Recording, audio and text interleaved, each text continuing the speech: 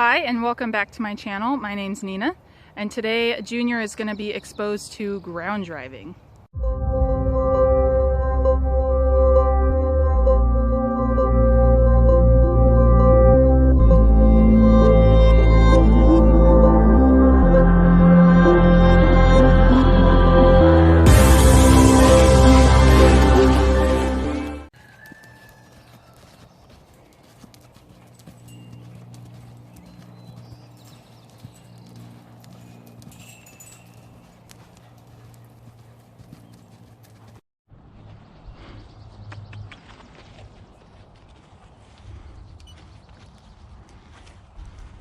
So the first thing that I've done to get him a little acclimated to ground driving before actually starting on the ground driving, I've desensitized him to ropes.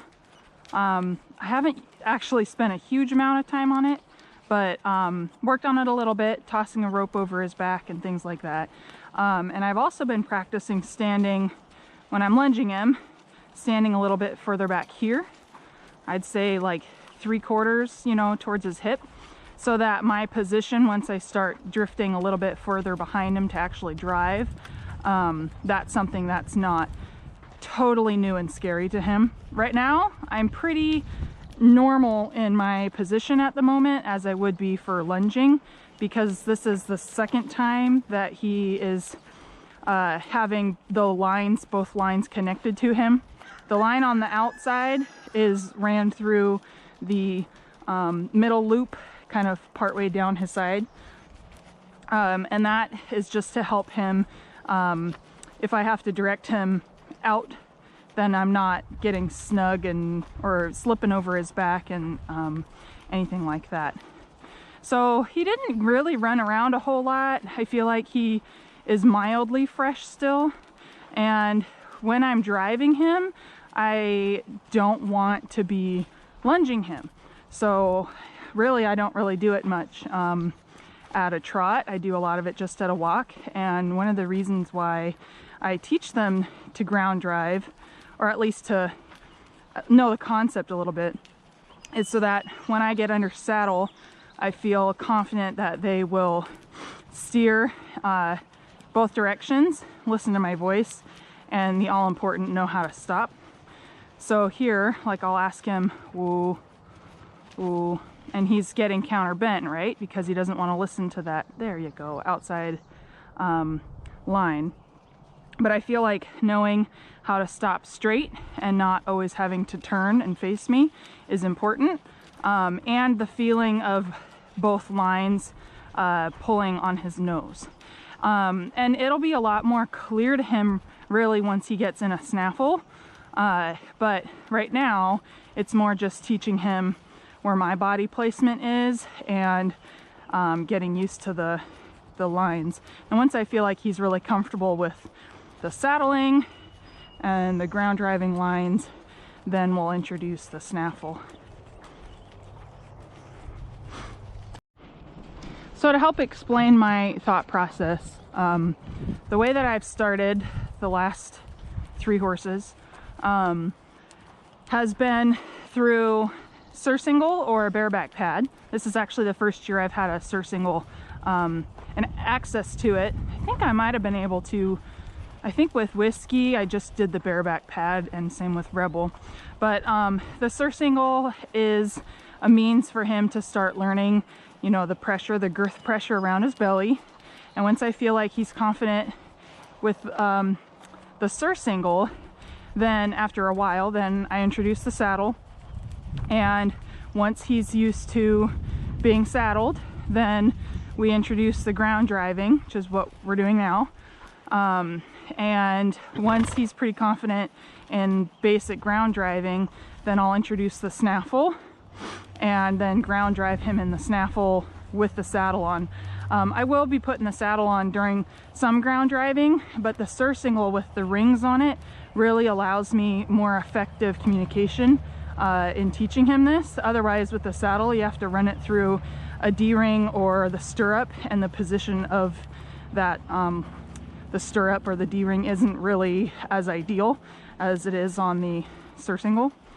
So my belief in that, I like to know that the horse is confident being saddled up, that he understands how to give to nose pressure no matter which direction that pressure is coming from. This is starting to give him a concept of the outside rein, so it's not always just his nose coming in towards me.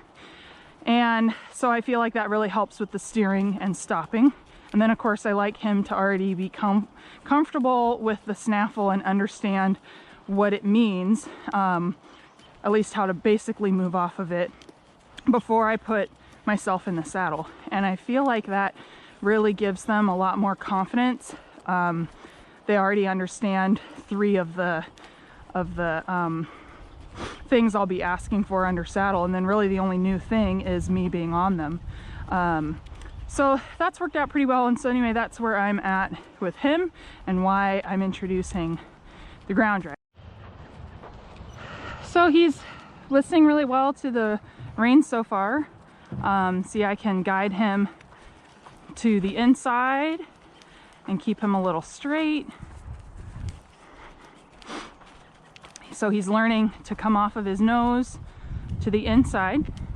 See here, like I'll cut him across, but I want him to straighten, so I pull a little bit on the outside rein and it helps straighten him out. He gets a little nervous about me being quite this far back on him still, but that's okay. That's why we're doing all of this.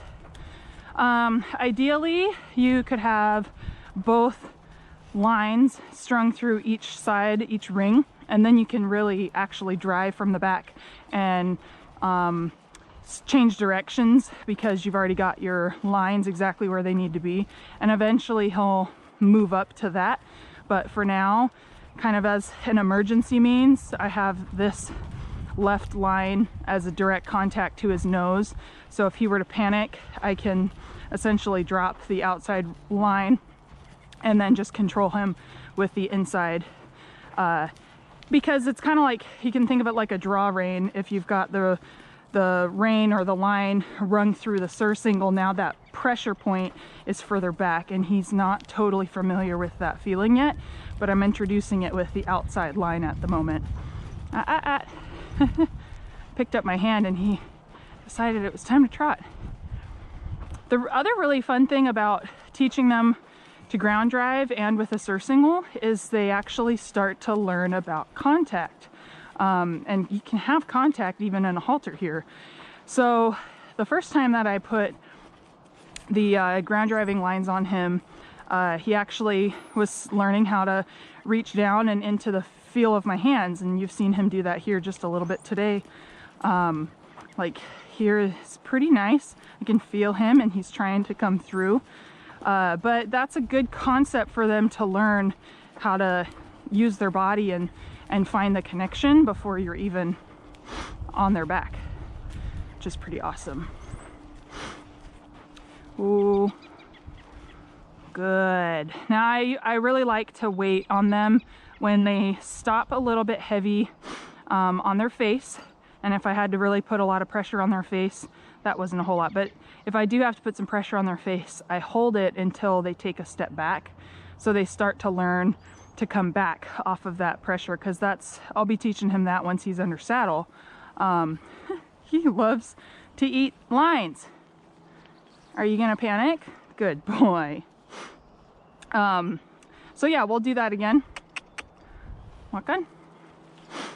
And when I ask him to stop, I'll hold the feel in my hands and on his nose until he stops and takes a step back, and then I release my hands. So he learns to stop and get back on his haunches. Pretty important for a reining horse. Ooh, good boy. Ooh, good boy. Ooh, good boy. Because also, ooh, backing up is going to be something that he needs to be able to understand under saddle. Good boy. Good. There you go.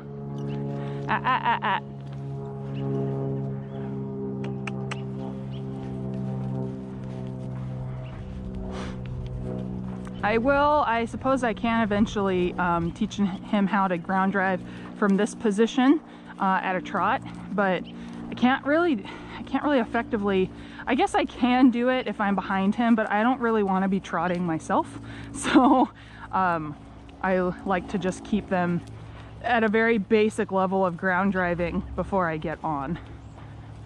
Whereas if you're really ground driving and using the surcingle as a means to exercise them and teach them the contact and how to come through and use their back end, you will have them do all the gaits, because that's basically allowing you to be effective like you would be riding, but on the ground with them. I don't usually take it that far because I tend to just employ this tool so that when I am saddle breaking, then I have some communication with them already. But that's definitely something you can continue using.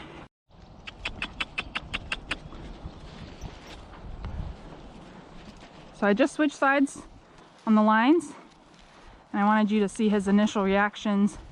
He's a lot less confident on this side. He likes to dive in and not come off, there you go, off that outside rein. But even when I'm lunging him this direction, he's less balanced.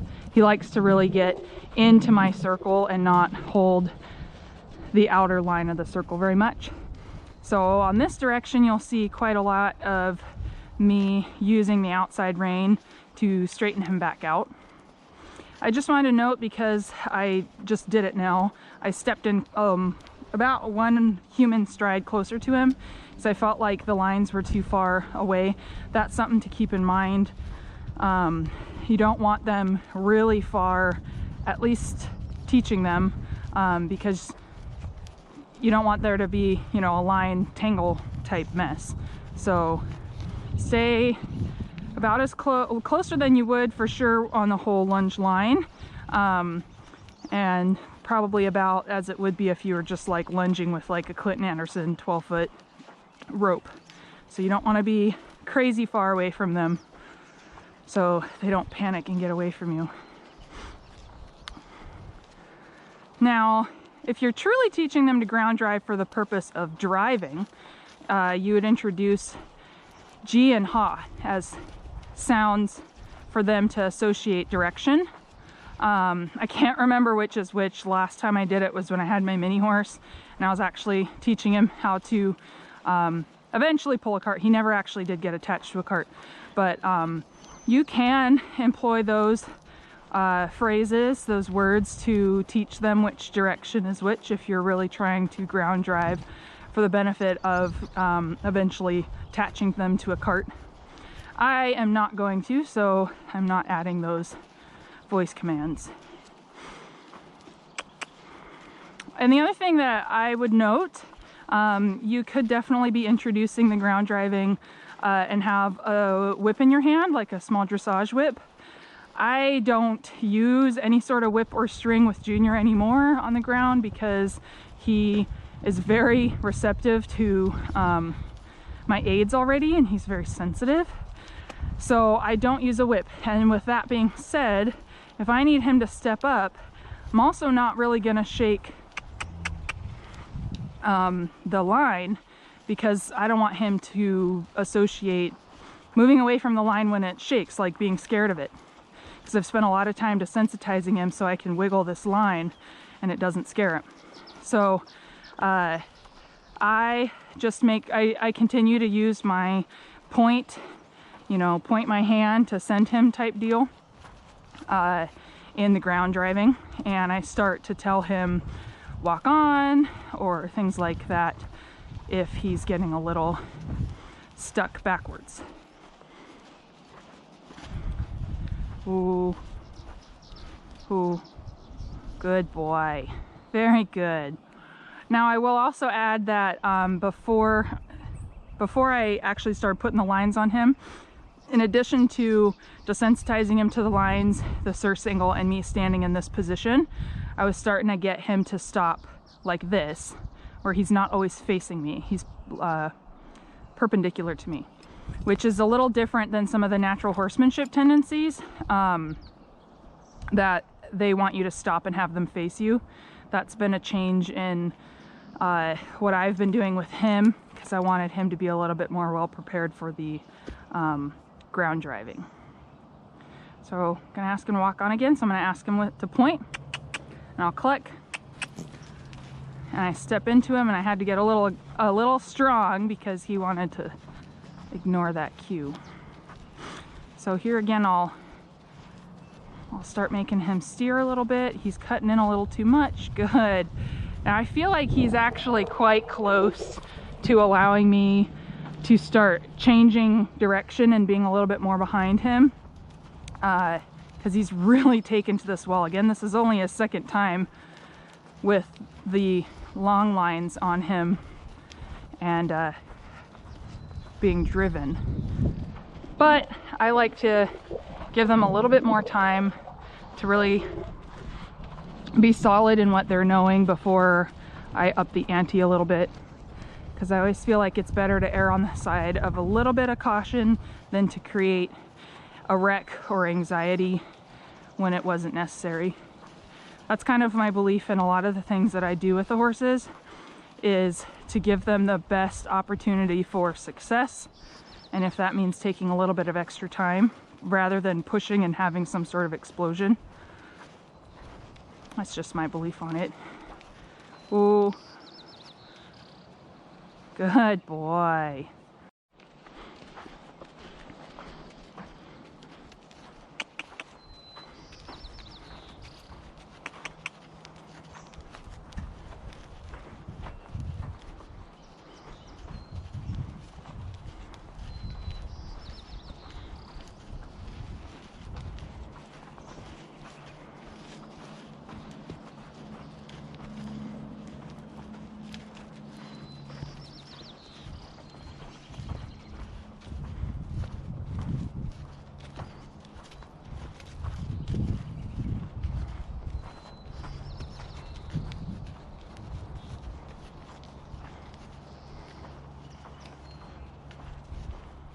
Cool.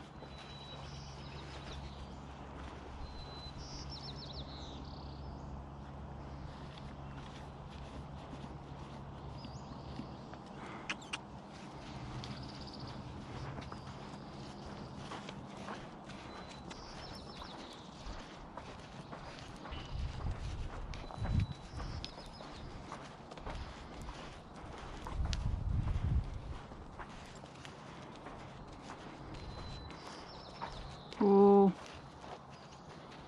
Good. Good boy. And there we have it. Second ground driving. What a good boy. I hope you enjoyed watching this video, and if you like the content, go ahead and hit the subscribe button so that you never miss another episode.